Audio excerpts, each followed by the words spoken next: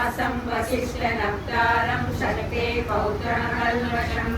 पराशरात्मजं वन्दे शुकदातं तपोनिधिं व्यासाय विष्णुरूपाय व्यासरूपाय विष्णवे नमो वै ब्रह्मनिधये वासिष्ठाय नमो नमः अविकाराय शुद्धाय नित्याय परमात्मने सदैक्यरूपरूपाय विष्णवे सर्वविष्णवे यस्य स्मरणमात्रेण जन्म संसारबन्धनात् विमुच्यते नमस्तस्मै विष्णवे प्रभविष्णवे ॐ नमो विष्णवे प्रभविष्णवे श्रीवैष्णवाय उवाच श्रुत्वा धर्मानशेषेण पावनानि च सर्वशः युधिष्ठिरशान्तनवं पुनरेवाभ्यभाषत युधिष्ठिर उवाच किमेकं दैवतं लोके किं वा वेदं परायणं सुवन्कर्तं कमर्चन्दः प्राप्नुयुर्मानवाशुभम् ओ धर्मः सर्वधर्माणां भवतः परमो मतः किं च मन्मुच्यते जन्तुर्जन्म संसारबन्धनात् जगत्प्रभुं देवदेवम् अनन्तं पुरुषोत्तमं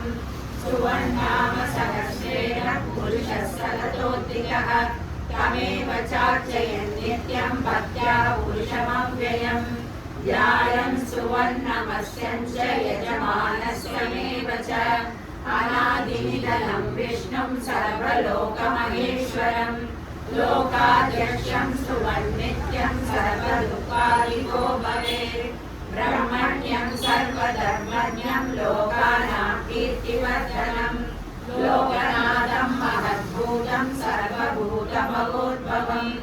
एष मे सर्वधर्माणां धर्मोऽधिकतमो मतः यद्भक्त्या पुण्डरीकाक्षं सवैरच्चेन सदा परमं यो महत्तेजः परमं यो महत्तपः परमं यो महद्ब्रह्म परमं यः परायणं पवित्राणां पवित्रं यो मङ्गलानां च मङ्गलं दैवतं देवतानां च भूतानां यो व्यक्तिरा यतः सर्वाणि भूतानि भवन्त्यादियुगागमे यस्मिन् च प्रलयं यान्ति पुनरेव युगक्षये तस्य लोकप्रधानस्य जगन्नाथस्य भूपते विष्णोर्नाम सहस्रं मे शृणु पापभयापहम् यानि नामानि गौणानि विख्यातानि महात्मनः ऋषिभिः परिगीतानि तानि वक्ष्यामि भूतये ऋषिर्नाम्नां सहस्रस्य वेदव्यासो महामुनिः छन्दोनुष्टुप्तथा देवो भगवान् देवकीसुतः अमृतां शुद्धो बीजं शक्तिर्देवकीनन्दनः कृसामानृतयं तस्य शान्तिर्भे विनियुज्यते विष्णुं जिष्णुं महाविष्णुं प्रभविष्णुं महेश्वरम् अनेकरूपदैत्यान्तं नमामि पुरुषोत्तमम् अस्य श्रीविष्णोर्दिव्यसहस्रनामस्तोत्रमहामन्त्रस्य श्रीवेदव्यासो भगवान् ऋषिः अनुष्टुप्छन्दः श्रीमहाविष्णुः परमात्मा श्रीमन्नारायणो देवता अमृतां शुद्धवो भानुर्बीजम् देवकीनन्दनः सृष्टेति शक्तिः उद्भवशोभनो देव इति परमो मन्त्रः चन्द्रवर्णन्दकी चक्रीति कीलकम् चान्द्रगन्धाधराधर इति रसम् तदाङ्गपाणिरक्षोभ्य इति नेत्रम् कृसामासामगः सामेति कवचम् आनन्दं परब्रह्मेति योनिः ऋतुसुदर्शनकाल इति तिरुबन्धः श्रीविश्वरूप इति ध्यानम् श्रीमहाविष्णुप्रीत्यर्थे सहस्रनाम जपे विनियोगः श्रीयोधन्वन्प्रदेशे शुचिमणिविलसत्सैकतैर्मौक्तिकानां मालाकृतासनस्तस्फटिकमणिनिलैर्मौक्तिकैर्मण्डिताङ्गः शुभ्रैरभ्रैरभ्रैर्विरचितैर्मुक्तपीयूषवर्षैः आनन्दीनः पुनीयादरैरनिरता सङ्गपाणिर्मुकुन्दः भूपादौ यस्य नाभिर्विरतसुरनिलच्चन्द्रशौर्यौ च नेत्रे कर्णावासा शिरोढ्यौ मुखममिदहनो यस्य वासेयमप्तिः अन्तस्तं यस्य विश्वं सुरनरकगो भूयते चित्रं रम्यते तं त्रिभुवनौषं विष्णुमीशं नमामि ॐ नमो भगवते वासुदेवाय शान्ताकारं भुजगशयनं पद्मनाभं सुरेशं विश्वाकारं गगनसदृशं मेघवर्णं शुभाङ्गं लक्ष्मीकान्तं कमलनयनं योगिहृद्यानगम्यं वन्दे विष्णुं भवभयहरं सर्वलोकैकनाथं मेघश्यामं वीरकौशेयवासं श्रीवत्साङ्गं कौस्तुभोद्भासिताङ्गं पुण्यो वेदं पुण्डरीकायताक्षं विष्णुं वन्दे सर्वलोकैकनाथं नमः समस्तभूतानामादिभूताय भूकृते अनेकरूपरूपाय विष्णवे प्रभविष्णवे सकलचक्रं सकवीरकुण्डलं सपीतवस्त्रं सरसीरुवेक्षणं सारवक्षस्थलशोभिकौस्तुभं नमामि विष्णुं शिरसा चतुर्भुजं छायायां पारिजातस्य येन सिंहासनोपरि आसीनमम्बुदश्यामं आयताक्षमलङ्कृतं चन्द्राननं चतुर्बाहुं श्रीवत्साङ्गितवक्षसं रुक्मिणी सत्यभामाभ्यां सहितं कृष्णमाश्रये विश्वं विष्णुं प्रशस्तारो भूतभव्यभवत्प्रभुः भूतकृद्भूतकृद्भावो भूतात्मा भूतपावनः भूतात्मा परमात्मा च मुक्तानां परमागतिः अव्ययः पुरुषः साक्षी क्षेत्रज्ञोऽक्षर एव च योगो योगविदां नेता प्रधानपुरुषेश्वरः नारसिंहवपुः श्रीमान् केशवः पुरुषोत्तमः सर्वशिवस्थाणुर्भूतादिर्निरव्ययः सम्भवो भावनो भक्तः प्रभवः प्रभुरीश्वरः स्वयंभू शम्भुरादित्यः पुष्कराक्षो महास्वनः अनादिनिधनो दाता विधाता धातुरुत्तमः अप्रमेयो ऋषिकेशः पद्मनाभो मरप्रभुः विश्वकर्मा मनुस्रष्टा स्तविष्ठस्तविरो ध्रुवः अग्राह्यः शाश्वतः कृष्णो लोहिताक्षप्रदर्शनः प्रभुतस्त्रिरुत्तमः पवित्रं मङ्गलं परम् ईशानः प्राणदः प्राणो ज्येष्ठश्रेष्ठः प्रजापतिः हिरण्यगर्भो भूगर्भो माधवो मधुसूदनः ईश्वरो विक्रमी गण्वी मेधावी विक्रमक्रमः अनुत्तमो दुरादर्शः कृतज्ञः कृतिरात्मवान् सुरेशः शरणं शर्म विश्वरेजा प्रजाभवः अमः संवत्सरो व्यालः प्रत्ययः सर्वदर्शनः अजः सर्वेश्वरः सिद्धः सिद्धिः सर्वारिरक्षितः विशाखमिरमेयात्मा सर्वयोगविनिष्कृतः वसुर्वसुमनः सत्यः समात्मा संविदः समः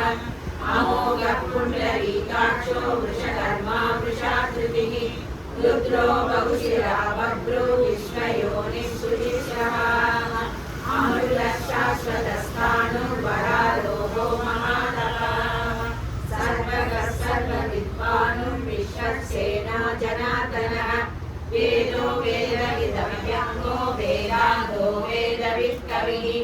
लोकाध्यक्षः सुराध्यक्षो धर्माध्यक्षः कृताकृतः चतुरात्मा चतुर्व्यूहश्चतुर्दशचतुर्भुजः प्राविष्णो भोजनं भोक्ता सहिष्णो जगदादिजः अनघो विजयो वेदा विश्वयोनिः पुनर्वसुः उपेन्द्रो वामनः प्रांशो अमोघः शुचिर्जगः अतीन्द्रः शङ्करः सर्गो धृता वैद्यः सदा योगी वीरः माधवो मधुः अतीन्द्रियो महामायो महाश्रावो महारः महाबुद्धिर्महावीर्यो महाशक्तिर्महाधुरिः अनिर्देश्य बहुः श्रीमान् अने आत्मा महाधुरिः महेश्वासो महीभर्ता श्रीनिवासः सदाङ्गतिः अनिरुद्धः सुरानन्दो गोविन्दो गोविदाम्बरिः मरीचिर्दमनो हंसः सुवर्णो भुजगोत्तमः हिरण्यनाभः सुरवा पद्मनाभः प्रजापतिः अमृतः सर्वधि सिंहः सन्दाता सञ्जीवान् स्थिरः अजो दुर्मर्शनः शास्ता विशुद्धात्मा सुरारिः गुरुर्गुरुतमो धामः सत्यः सत्यपराक्रमः निमिषो निमिषशक्ति वाचस्पतिरुदारः अग्रणी ब्राह्मणी श्रीमान् न्यायो नेता समीरणः सहस्रमूर्ता विश्वात्मा सहस्राक्षः सहस्रवान् आवर्तनो निवृत्तात्मा समृद्धः सम्प्रमथनः अहस्संवत्सरो वह्नि हरियो धरणीधरः सुप्रसादः प्रसन्नात्मा विश्वबुद्धिः सत्यक्ता सत्कृतः साधु जगन्नारायणो नरः असंख्येयो प्रमेयात्मा विशिष्टः शिष्टकृत्युः सिद्धार्थः सिद्धसङ्कल्पः सिद्धिदः सिद्धिसाधनः वृषाही वृषभो विष्णु वृषभर्वा वृषोदरः वर्धनो वर्धमानस्य विविधः स्तुतिसागरः सुबुधो दुर्धरो वाग्मी महेन्द्रो वसुधो वसुः नैकरूपो बृहद्रूपः श्रीविष्णुप्रकाशनः ओजस्तेजो द्युतिधरः प्रकाशात्मा प्रतापनः रुद्रः स्पष्टाक्षरो मन्त्रः चन्द्रां दुर्वासरद्युतिः अमृतां शुद्धवो भानुः शशबिन्दुः सुरेश्वरः औषधं जगदस्येतुः सत्यधर्मपराक्रमः भूगभव्यभवनाथः पवनः पावनो नलः कामः कामकृत्कान्तः कामः कामप्रदः प्रभुः युगादिकृत्यवावर्तो नैकमायो महाशनः अदृश्यो व्यक्तरूपश्च सहस्रविदनन्दयत् इष्टो विशिष्टशिष्टेश्च शिखण्डीनवृषो वृषः क्रोधः क्रोधसन्तप्ता विश्वबाहुर्महीधरः अच्युतः प्राणः प्राणदो वासवानुजः अवानुलिरचितानाम् अप्रमत्तः प्रतिष्ठितः स्कन्दस्कन्दधरो दुर्यो वरदो वायुवाहनः वासुदेवो बृहद्भानुर्हारिदेवं पुरन्दरः अशोकस्तारणस्तारः शूरः शौरिजनेश्वरः अनुकूलः सदावर्तः पद्मी पद्मनिवेक्षणः पद्मनाभो अरविन्दाक्षः पद्मगर्भशरीरः ममर्षिवृद्धो वृद्धात्मा ममाक्षो गरुडध्वजः अतुलशरोपीकः समयज्ञो हविर्हरिः सर्वलक्षणलक्षण्यो लक्ष्मीवान् संरञ्जयः शिक्षरो रोहितो मार्गो हेतुर्दामोदरः सः मणिधरो महाभागो वेगवानविदासनः उद्भवः शोभनो देवः श्रीगर्भः परमेश्वरः करणं कारणं कर्ता विकर्ता गहनो गुहः व्यवसायो व्यवस्थानः संस्थानस्थानदो ध्रुवः परमः स्पष्टः तुष्टः पुष्टः सुवेक्षणः रामो विरामो विरजो मार्गो नेयो नयो नयः वीरशक्तिमतां श्रेष्ठो धर्मो धर्मविदुत्तमः वैकुण्ठः पुरुषः प्राणः प्राणदः प्रणवः पृथुः हिरण्यगर्भः शत्रुघ्नो व्याप्तो वायुरदोषधः दुर्गुसुदर्शनः कालः परमेष्टि परिग्रहः उग्रसंवत्सरो दक्षो विश्रामो विश्वदक्षिणः विस्तारस्थावरस्थानो प्रमाणं वीर्यमव्ययम् आर्दोनर्दो महाकोशो महाभोगो महाधनः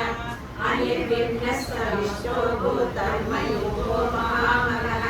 नक्षत्रमेवि नक्षत्रे क्षमः यो महेश्वरः सत्यं सदाङ्गनिः सर्वदर्शी विमुक्तात्मा सर्वज्ञो ज्ञानमुत्तमम् सुघोषसुगतसुकृत् मनोहरोजितक्रोधो वीरवागुतिहारणः स्वापनस्वस्रोव्यापी नैकात्मा नैककर्मकृत् वत्सलो वत्सलो वत्सी रत्नगर्भोदनेश्वरः धर्मकृद्धर्मी सदसक्षरमक्षरम् अविज्ञाता सहस्रांशु विधाता कृतलक्षणः अवस्थिनेमि सत्त्वस्पृसिंहो भूतमहेश्वरः आदिदेवो महादेवो देवेशो देवकृद्गुरुः उत्तरलोकोपतिर्गोप्ता ज्ञानगम्यः पुरातनः शरीरभूतभृद्भोक्ता कवीन्द्रो भूरिलक्षणः सोमो मृतः सोमः पुरुचित्पुरुषत्तमः विनयो जयः सत्यसन्तो दासारः शाश्वतां पतिः जीवो विनयिता साक्षी मुकुन्दो मितविक्रमः अम्बो निधिरन्दात्मा महोदधिशयोऽन्तरः अजो महाघ्रस्वापाभ्यो चिरामित्रप्रमोदनः आनन्दो नन्दनो नन्दः सत्यधर्मात्रिविक्रमः महर्षि कपिलाचार्य कृतज्ञो मेदिनीपतिः निर्मलस्थितसाध्याक्षो महाशृङ्गकृतान्तः महावराहो गोविन्दः सुषेणः कनकान्तधिः गुह्यो गभीरो गहनो गुप्तश्चक्रगदाधरः वेदास्वाङ्गोदितः कृष्णो तुरसङ्कर्षणोचितः वर्णो वारणो वृक्षः पुष्कराक्षो महाननः भगवान् भगवानन्दी वनमाली हलायुधः आदित्यो ज्योतिरादित्यः सविष्णुप्रतिसत्तमः सुरन्वाकण्ठपरशुद्धारुणो व्यर्णप्रदः निवसृत्सर्गधृत्यासो वाचस्पतिरयोनिजः त्रिसामासामगः सामनिर्माणं वेषजं विषये सन्न्यासकृत्समशान्तो निष्ठा शान्तिपरायणः शुभाङ्गशान्तिरस्मष्टः कुमुदः कुलवेशयः गोविदो गोपतिर्गोप्ता वृषभाक्षो वृषप्रियः अनिरुद्धे निवृत्तात्मा संक्षेप्ताक्षेपदृच्छिवः श्रीवत्सवक्षा श्रीवासः श्रीपतिः श्रीमदाम्बरः श्रीरश्रीश श्रीनिवासः श्रीनिधिः श्रीविवाहनः श्रीधरः श्रीधरः श्रेयः श्रीमान् लोकत्रयाश्रयः सक्षस्वङ्गसदानन्दो नन्द्यज्योतिर्गणेश्वरः विजितात्मा विधेयात्मा सत्कीर्तिश्चिन्न संशयः कुलीनः सर्वदक्षशूर्णनीशः शाश्वतस्थिरः भूषयो भूषणो भूतिर्विशोकशोकनाशनः अतिष्मानक्षयः कुम्भो विशुद्धात्मा विशोधनः अनिरुद्धो प्रतिरथः प्रद्युम्नो मनविक्रमः कालनेमिः वीरः शौरिः शूरजनेश्वरः त्रिलोकात्मा त्रिलोकेशः केशवः केशिमाहरिः कामदेवः कामबालः कामीकान्तकृताक्रमः अनिर्देश्यो भूरिष्णो वीरो नन्दो धनञ्जयः ब्रह्मण्यो ब्रह्मरुद्ब्रह्मा ब्रह्म ब्रह्मविवर्धनः ब्रह्मविद्ब्राह्मणो ब्रह्मी ब्रह्मज्ञो ब्राह्मणप्रियः महाक्रमो महाकर्मा महातेजा महावरः महाक्रतुर्महायज्ञा महायज्ञो महाबलिः सव्यस्तवप्रियस्तोत्रं स्तुतिस्तोदारणप्रियः पूर्णः पूर्णैः पुण्यः पुण्यकीर्तिरमालयः मनोजगस्तीर्थकरो वसुदेवा वसुप्रदः वसुप्रदो वासुदेवो वसुर्वसुमनामयी सद्गतिः सद्गतिः सदा सद्गुणिः सत्परायणः शूरसेनो यजुश्रेष्ठः सन्निवासः सुराम्नः भूतावासो वासुदेवः सर्वासुदेवो नरः तर्कहारपदो दुर्गो दुर्गरोधापराजितः विश्वमूर्तिर्महामूर्तिर्दिव्यमूर्तिरमूर्तिमान् अनेकमूर्तिरव्यक्तः सदमूर्तिः सदाननः एको नैकः सर्वकमतिं व्यर्थः परमनुत्तमम् लोकबन्धु लोकनाथो मानवो भक्तवत्सलः सुवर्णवर्णो हेमाङ्गो वराङ्गश्चन्द्राङ्गनी वीरराजशून्यो मृगाशीलश्चलश्चलः महानीमानदो मान्यो लोकस्वामी त्रिलोकदृक् सुमेधामेधजोलन्यः सत्यमेधाधराधरः तेजो विशो दुर्यः सर्वशस्त्रमोहरः प्रग्रहो निग्रहो व्यग्रो नैकशृङ्गो कराग्रतः चतुर्बाहुश्चतुर्बाहुश्चतुर्योगश्चतुर्गतिः चतुरात्मा चतुर्भावश्चतुर्वेदविवेकवान् समावर्तो निवृत्तात्मा दुर्जयो दुरविक्रमः दुर्लभो दुर्गमो दुर्गो दुरावासो दुरारिः शुभाङ्गो लोकसारङ्गः सुगन्धुस्तं दुवर्धनः इन्द्रकर्मा महाकर्मा कृतकर्मा कृताकर्मः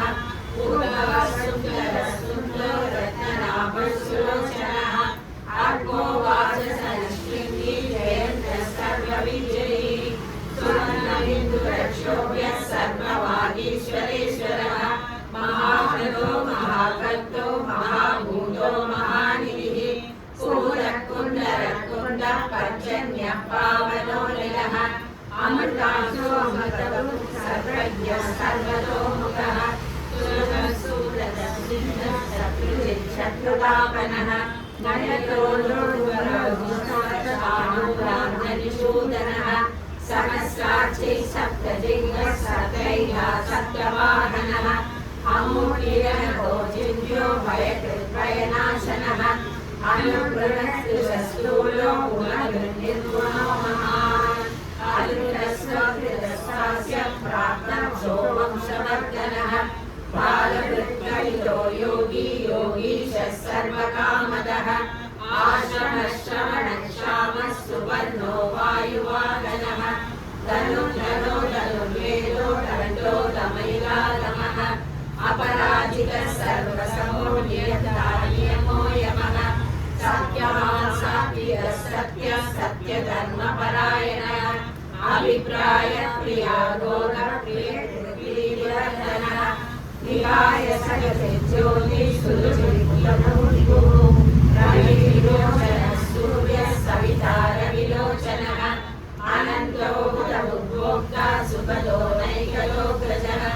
अनिर्विघ्नः सदा वर्षी लोकाधिष्ठानमद्भुतः सनातनमरविरव्ययः स्वस्ति स्वस्ति स्वस्ति स्वस्ति स्वस्ति दक्षिणः आरोग्यकुण्डली चक्री विक्रमोज्ज्वलशासनः शब्दादिः शब्दशः शिशिरः शम्बरीकरः आक्रूरक्लेशयो दक्षो दक्षिणः शम्याम्बरः विद्गतो वीरवयः पुण्यश्रवणकीर्तनः उद्धारणो दुष्कृतिवा पुण्यो दुष्स्वप्ननाशनः वीरवारक्षणः सन्तो जीवनः पर्यवस्थितः अनन्तरूपोऽनन्तश्रीनिगमन्योभयापः चतुरश्लोकधीरात्मा विदिशो व्यादिशो दिशः अनादिपूर्वो रश्मि सुवियोजुषाकरः जननो जनजन्मादि भीमो भीमपराक्रमः आधारनिलयो दाता पुष्पवासः प्रजाकरः पूर्वरसत्पदाचारः प्राणदः प्रणवप्रणः प्रमाणं प्राणयेयः प्राणजीवनः तत्त्वं तत्त्वविदेकात्मा जन्म मृत्युजरादिकः पूर्वस्वस्तरस्तारः सविता प्रपितामहः यज्ञो यज्ञपतिर्यज्ञ यज्ञाङ्गो यज्ञवाहनः यज्ञभृत्यज्ञकृत्यज्ञ यज्ञभृत्यज्ञसाधनः यज्ञाकल्प्यन्नादयेव च आत्मयोनि स्वयं जातो वैखानः सामगायनः देवकीनन्दनः स्रष्टाक्षितिसर्पापनाशनः चन्द्रबिर्नन्दनी चक्री सागरद्वादराधरः गदाङ्गवाणिरक्षोभ्यः सर्वप्रहरणायुधः सर्वप्रहरणायुध ॐ नमः वनमाली गणेशाङ्गी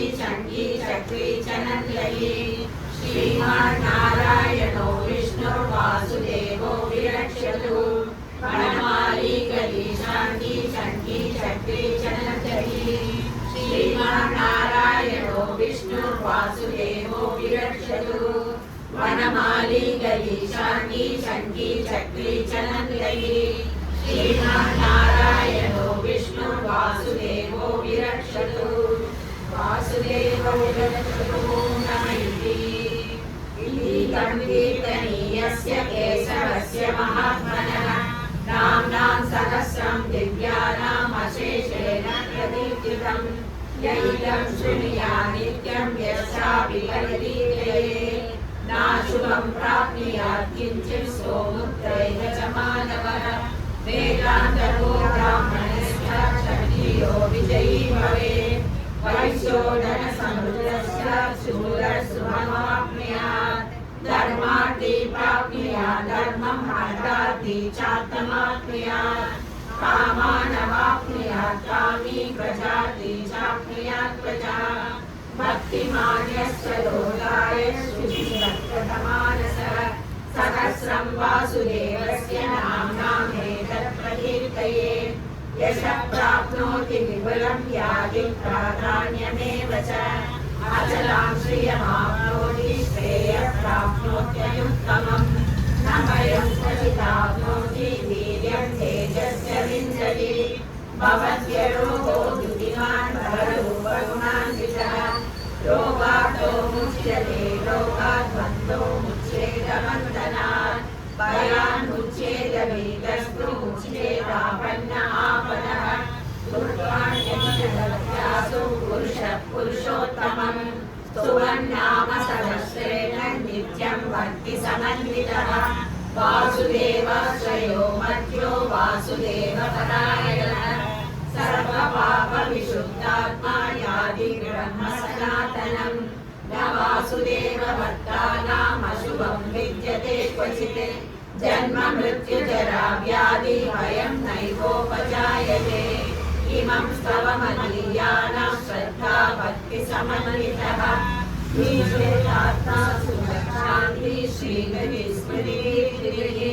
न क्रोधो न समाश्चर्यं न लोभो नाशुभा मतिः भवन्ति कृतपुण्यानां भक्तानां पुरुषोत्तमे नक्षत्रं संविदो पूर्वमोदरिः वासुदेवस्य वीर्येण विदुतानि महात्मनः ससुरासुरगन्धर्वं सयक्षोरराक्षसं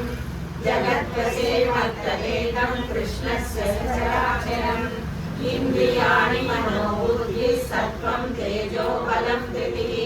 वासुदेवात्मवान्याहु क्षेत्रं क्षेत्रज्ञ एव च सर्वागमानामाचारः प्रथमं परिकल्पते आचारप्रभवो धर्मो धर्मस्य प्रभुरक्षितः ऋषयप्रतरो देवा महाभूतानि दातवः जङ्गमाजङ्गमं चेदं जगन्नारायणोद्भवम् योगो ज्ञानं तदा साङ्ख्यं विद्या शिल्पादिकर्म च वेदाशास्त्राणि विज्ञानम् एतत् सर्वं जनार्दनात् एको विष्णुर्महद्भूतं बृहद्भूतान्यनेकशः त्रिलोकान् व्याप्य भूतात्मा भूते विश्वभुगव्ययः इमं स्तवं भगवतो विष्णोर्व्यासेन कीर्तितम्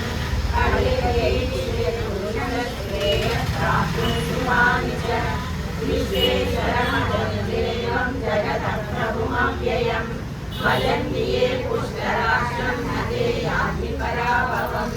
न ते यान्ति पराभवमो नमैति पद्महस्तविशालाक्ष पद्मनाभसुरोत्तमः भक्तानामनुरक्तानां त्राता भवजनार्दनः श्रीभगवान् उवाच यो मां नाम सहस्रेण स्तोतुमिच्छति पाण्डवः सोममेकेन श्लोकेन स्तुतयेव न संशयः स्तुतयेव न संशयो नमैति व्यास उवाच वासनात् वासुदेवस्य वासितं भुवनत्रयं सर्वभूतनिवासोऽसि वासुदेव नमोऽस्तुते वासुदेव नमोऽस्तु ॐ नमैति पार्वती उवाच येनोपायेन रघुना विष्णोर्नाम सहस्रकं पठ्यते पण्डितैः नित्यं श्रोतुमिच्छाम्यहं प्रभो। ईश्वर उवाच श्रीराम राम रामेति रमे रामे मनोरमे सहस्रनाम तत्तुल्यं राम नाम वरानने। श्रीराम राम रामेति रमे रामे मनोरमे सहस्रनाम तत्तुल्यं राम नाम वरानने। श्रीराम राम रामेति रमे रामे मनोरमे सहस्रनाम तत्तुल्यं राम नाम वरानने। राम नाम वरानन ओं नमः इति। ब्रह्मोवाच नमोऽस्त्वनन्ताय सहस्रमूर्तये सहस्रपादाक्षि शिरोरुबाहवे सहस्रनाम्ने पुरुषाय शाश्वते सहस्रकोटियुगधारिणे नमः। सहस्रकोटियुगधारिणे नमः ओं नमः इति। संजय उवाच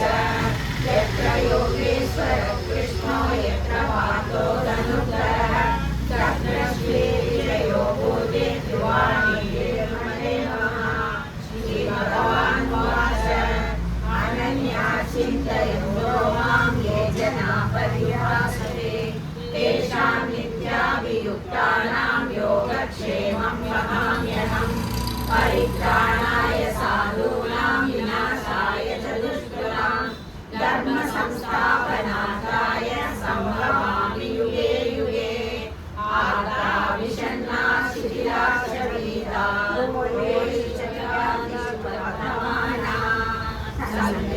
नारायण शब्दमात्रं विमुक्तदुःखाः सुखिनो भवन्तु। कायेन वाचा मनसेन्द्रियैर्वा बुद्ध्यात्मना वा प्रकृते स्वभावात् करोमि यद्यत् सकलं परस्मै नारायणायेति समर्पयामि।